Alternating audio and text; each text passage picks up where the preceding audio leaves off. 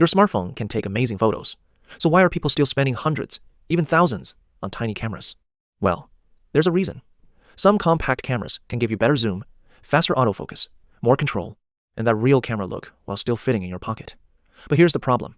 There are so many compact cameras out there, and honestly, some are just not worth your money.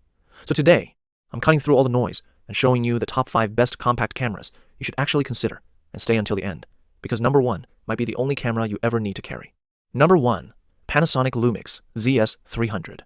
Okay, so we're starting with the Panasonic LUMIX ZS200D. And honestly, there's one number you need to remember here. 15x. Yep, 15x optical zoom. You get a 21MP sensor and a Leica standard 24-360mm equivalent lens. Now, on paper, that sounds nice. But imagine you're traveling and you spot something interesting way across the street. Maybe a building, maybe a performer, maybe even a bird sitting somewhere you can't get close to. You just zoom in. No extra lens. No huge camera back. And that's where this little camera starts making a lot of sense. You also get 4K video, 4K photo at 30 frames per second, image stabilization, built-in flash, and macro, focusing as close as about 1/18 inches. So you're not buying this just for the zoom. It's basically a small travel camera that can do a little bit of everything. The pros? The huge 15x optical zoom is the obvious winner. It's compact, travel-friendly, has 4K video, stabilization, macro shooting, and you can transfer your photos to your phone through Wi-Fi and Bluetooth. But the cons? The smaller sensor isn't going to give you the same low-light performance as a larger APS-C camera. And if you're a serious photographer who wants interchangeable lenses and maximum control, yeah, this isn't really that camera. So who should buy it? If you're a traveler, beginner, family photographer, or someone who just wants one camera for almost everything, this is a really strong choice compared with the other cameras on this list. The Panasonic is all about versatility and zoom. But here's the interesting part. If you're more into YouTube, vlogging, and creating content, number 2 changes the game completely. Number 2, Canon PowerShot G7X Mark III. Number 2 is probably the camera that a lot of creators are going to recognize. This is the Canon PowerShot G7X Mark III. You've got a 21MP, 1-inch stacked CMOS sensor, DJIC 8 processor, and a 24-100mm f1.8/2.8 lens with optical stabilization. And that lens is actually one of my favorite things about this camera. Why? That f1.8 aperture lets in a lot more light than you'd expect from something this small. So imagine you're walking around a city at sunset. The light is getting softer, you're filming yourself, you don't want to carry a giant camera. You just pull this thing out, press record, and keep going. That's where the G7X Mark III really shines. For video, you've got 4K at 30 frames per second, and Full HD up to 120 frames per second. And here's a feature creators will definitely appreciate.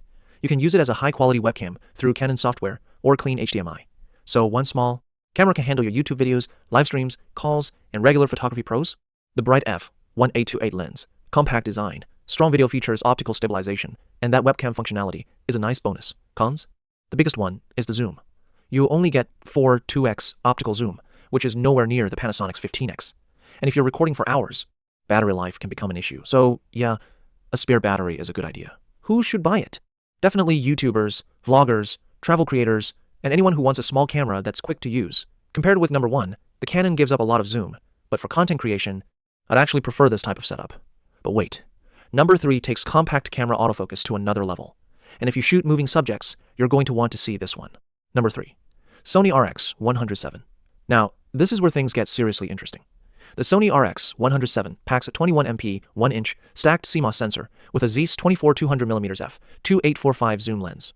So you've got a really useful range in a camera that can still fit in your pocket. But the zoom isn't even the part that impressed me most. It's the autofocus. Sony gives you 357 phase detection points, 425 contrast detection points, with autofocus speeds as fast as 0.02 seconds. And you can shoot up to 20 frames per second with blackout-free shooting. Now think about that in real life. A dog suddenly runs toward you, a kid jumps, a bird takes off. I don't have time to carefully compose the perfect shot. You just react. And this camera is built for that kind of moment. That's the big advantage. Pros? Extremely fast autofocus, 20 frames per second, blackout-free, shooting 24-200mm zoom. Very compact body. And it's fantastic for travel when you don't know what you're going to photograph next. Cons? The f2.845 lens isn't especially bright at the long end. So when you're zoomed in and the light gets really low, image quality can suffer. Battery life is another weakness. Around 330 photos or 80 minutes of video, I definitely carry a spare. Who should buy it? Travelers, parents, street photographers, pet owners, and anyone who regularly shoots moving subjects, compared with the Canon. Sony gives you much more zoom and faster autofocus, and compared with the Panasonic, it gives you a more advanced autofocus system. But what if you don't care about zoom at all? What if you care more about pure photography and image quality? That's where number 4 gets very interesting. Number 4, RICOH GR4. Forget about zoom for a second, seriously. Because the RICOH GR4 doesn't have one. Instead, you get a 24 2MP APS-C sensor and a 26 1mm lens, which is roughly 40mm full frame equivalent. And honestly, that's not a limitation for the people this camera is made for. It's a street photographer's camera. Imagine you're walking through a city. You notice some interesting light. Someone walks into the perfect position. You pull the GR4 out, frame, click, and you're gone. It's small enough that you can carry it almost everywhere, which means you're much more likely to actually have it when that perfect moment happens. The APS-C sensor also gives it a serious image quality advantage over many smaller, compact cameras. And with the GR Engine 6, you get high-resolution processing and 14-bit RAW support. The ISO range also reaches 100 and 2400, giving you more flexibility when shooting in difficult lighting. Pros? Excellent image quality for its size. Large APS-C sensor, very pocketable, great for street photography. And the fixed lens encourages you to actually learn your composition instead of constantly zooming. Cons? No optical zoom, that's the big one. So if you're shooting wildlife, concerts, sports, or anything far away, this isn't your camera. And if you're a beginner expecting a simple point-and-shoot experience, the GR4 may take some getting used to. Who should buy it?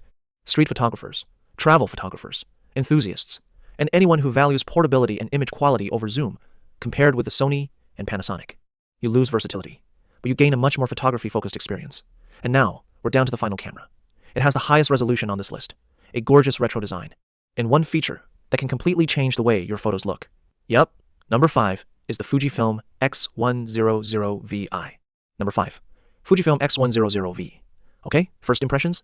This camera just looks different. It has that classic old-school design with physical dials and a very premium feel, but inside, it's seriously modern. You're getting a 42MP sensor, Fujifilm's X processor, 5, and up to 6 stops of in-body image stabilization. So, when you're shooting handheld in low light, that stabilization can help keep your photos and videos steadier. But here's where this camera gets really fun. Fujifilm gives you 20 film simulation modes, including IIIx. So instead of taking a photo and thinking, okay, now I have to edit this, you can get a beautiful look straight out of the camera. For someone who enjoys photography, that's a big deal. And video? You've got up to 2K at 30 frames per second and 4K at 60 frames per second. The autofocus is also powered by the X Processor 5 and AI-based subject recognition, helping the camera track different subjects more intelligently. Pros? 42MP resolution, APS-C image quality, up to 6 stops of IBIS, excellent film simulations, strong autofocus, and that classic camera experience is honestly a huge part of the appeal. Cons? Again, no optical zoom. You're working with a fixed lens. So if your subject is far away, you're moving closer, not zooming in. And this is a premium camera. So the price isn't exactly beginner-friendly. Who should buy it? Photography enthusiasts, street photographers, travelers, creators, and anyone who wants a camera that feels special every time they pick it up, compared with the RICOH. The X100VI gives you higher resolution, stabilization, and that unique Fujifilm color and film simulation experience. Compared with the Sony and Panasonic, you lose the big zoom. But you gain something else. Character. So, if you want maximum zoom, Panasonic. If you're a creator, Canon. If you want speed and autofocus, Sony. If you're into street photography, RICOH. And if you want that classic photography experience with modern technology, Fujifilm. Honestly, there isn't one camera here that's perfect for everyone. The real question is, which one fits the way you actually shoot? And if I had to pick just one for pure all-around travel versatility, I'd still keep my eye on that Panasonic at number 1.